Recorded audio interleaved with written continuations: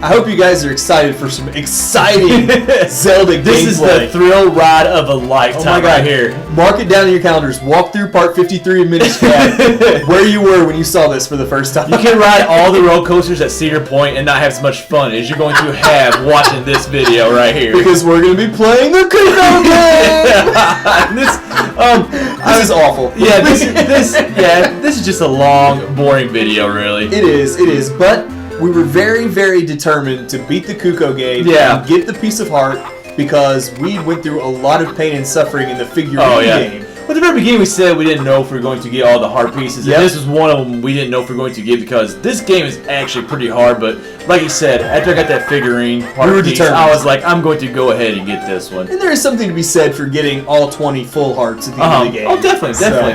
But I mean, like, kind of behind the scenes, we'll just tell our viewers, like, we actually just sat down, both of us, and just opened up some beers, and we just went for, what, a good 2 hours playing this game. I mean, we alternated turns. It is tough, but it was kind of fun to actually do it that way. It was. You probably suck doing it by yourself. I'm not gonna lie. Now, obviously you can watch our video right here. Help you out a little bit. Yeah. We're just gonna be giving you strategies and then talking about like maybe not any Zelda stuff during this video. We might go off topic because we never do that. But like it's very like what really helps in this one is to like actually get maps of Definitely. You can like look online, get maps of Hyrule Town, and kind of just mark out where they're at. It makes it so much easier. And a couple other good strategies is like don't like be patient. We get to the Cuccos like otherwise you'll roll. It's right very past easy them. to roll right past. I made that mistake more times than I can remove the sword because if you're using the Pegasus boots and you use the sword, you'll cause them to run away or whatever. So.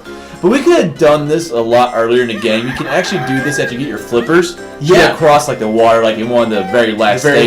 But I think, to be honest with you, I didn't want to do it. No, I didn't want to do it. But then when I did the figurine quest, I was like, well, crap, now I gotta do it. Yeah, and I will say we sat down to do this together. Hick was considerably better at this than I was better. Well, I think like the first 3 rounds like that we did earlier in the game, those were very easy. Yeah. So I think there's 10 rounds total. So we had 7 that we had to do at night. Yep. Yeah. Yours right here truly did 6 of those parts. I think you beat 6 of them. I was on fire, man. It's funny you say the first 3 parts were easy. When I played through this game, I did the first 2 parts. Yeah, but I totally doing what you think I was doing right there, too. Go ahead. I wasn't going to say anything, but when I played through this, I did the first 2 parts, and I said, screw this. Yeah. Well, it's like you knew it was going to be very tedious, and like, I mean, 10 rounds is quite a bit, like, even if I would have went farther than like 2 or 3, like I would have never done 10 rounds. So, and when I was playing through, I was not interested in getting every heart piece. Obviously, we are now. Some of the heart pieces in this game just aren't worth it. Like, I mean, I think like with the figurine quest, like you should have got some kind of upgrade sword. Like you should have got something that was like very valuable to you. You got to think something like Majora's Mask. You get all the masks, you get the fierce deity mask. Oh man, that thing is awesome. And it makes the final boss just a total cakewalk. Yeah. In this, your reward for some of these really long, painful, the hardest things in the game really are just pieces of heart. It does feel very cheap. Now it's very similar, I think, to the Ocarina of Time Cucco bottle you get. Yep. Now, there's not a timer, but kind of the same concept right there. It is. And it's I think they had to add the timer though for this because in the Ocarina of Time version it's 3D. You had a lot more mazes to get to some of the Cuccos. Well, in Ocarina of Time, you just had to get a certain amount. She had I don't know, let's say 7 missing. Yeah. You just had to go get those 7, and that's how you got the bottle. Yeah. Whereas this one, I don't know what kind of game she's playing with this man, to be honest with you. It's like, close the gate. I mean, we should get like a date or something. Close the gate. Well, as you can see, there's no gate there. That's a good point. Maybe that's her first problem, is that she doesn't even have a gate on the fence. Well, speaking of getting a date with her, you were trying there a few rounds ago. Is that how you get a date? Depends on how many beers I've had.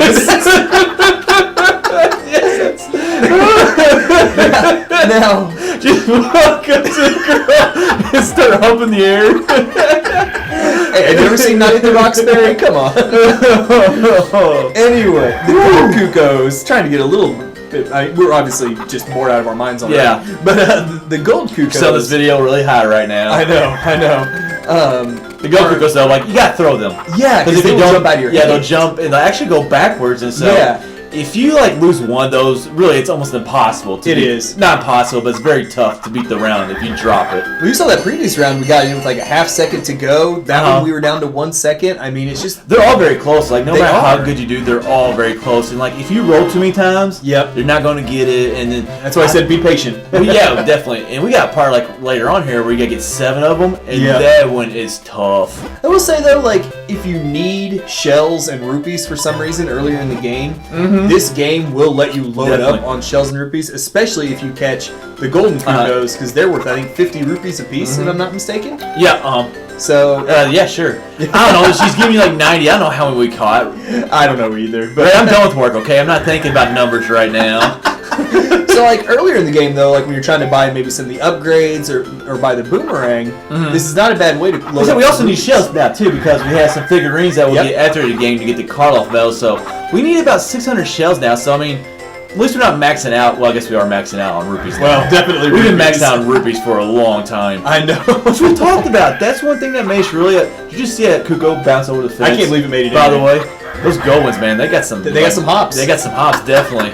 But like one thing that made us very upset about this game is like we talked about it, like you buy a couple of upgrades like for 200 rupees very early on, and then you really don't need rupees the rest of the game. I feel like a lot of the Zelda games suffer from that though. I think Twilight Princess is the worst at that. And there's so many treasure chests.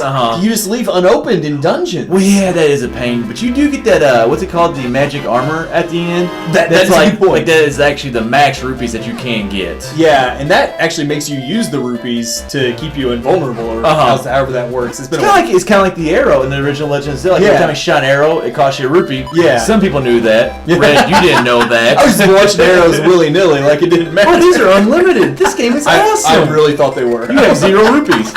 Then Red's over in the gambling cave trying to get his money back. Getting my kneecaps broken by the mafia. That gambling cave was addictive. It was. It was also one of the best ways to cheat and get some rupees in that game. Definitely. Just like hit restart, don't even save. Yeah. Now is this the one? I think we're getting like the 3 that are really far away right now. What's really surprising though is like after the 7, like where you gotta get 7 of them, the last 2 stages are surprisingly easy. I'll be honest, I have no clue what stage we're on. I think it's the 3. It's either the 2 or the 3. And this is the one we did need the flippers for. You saw us swim across the stream, getting that last Cucco. I forgot what they were called. Like, what have we been catching this whole time? No, exactly.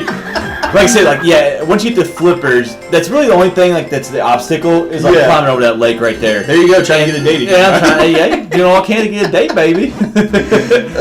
Yeah, but that one we actually finished with like 5 or 6 seconds. Yeah, like I said, the last 2 parts are just really easy. We were surprised by that. I think it only took me a couple of tries to actually do it. Actually, I don't even think I got a chance at it then, because I think I pretty much did it. Yeah, I pretty much did. It's like after I got that 7, I was like, just let me keep on going, baby. Just let me keep on going. Now the 3 and the 55 isn't too bad either. And then we got 2 right here, which I think might be in 45, or no, it's more than that. I don't know either. But this one's actually tough because you got to throw this Cucco over like the little river right here. Yeah. And you got to almost do that perfect right there. You do, because if you throw him too soon, he'll end up in the river. He'll end up water, and like that's. I think you actually. Do they restart? Do they move? No. Once you throw them in the water, you lose them. I wouldn't say that you actually have to get that one, but maybe you don't. I'm not sure, because in the earlier stages, you have a lot more options, I feel like, of which ones you can get. Yeah, definitely. Although we tried to do the most efficient paths we could, and we still got really close, but we aren't pros. I can't remember if this one's 2 or 3. How many we got right now? We got 2, so it's definitely a 3. Yeah, I don't think we'd finish one with 15 seconds. I think, like, as you all know, we took out all the parts where we did not succeed. Oh, yeah, and this is bad enough. Because this would have been a 5-hour video. I don't know if it was 5 hours, but it was definitely at least 2 hours. I would say this is bad enough. Trying to get their date. Third time's the charm. Third time's the charm on my date right there. My date move. And she gives you a heart. So I'd say it worked. Well, Valentine's Day, man. So we, there you go. That's the. I'm glad I learned that move. We're actually at a point now. We only have 2 heart pieces left to get and a full heart container. So we are nearly on our way. I mean, if you're not collecting all the heart pieces, don't even worry about doing that game. Or the figurine quest. But now that we've beaten that game, this wraps up part 53 of the Minish Cap walkthrough.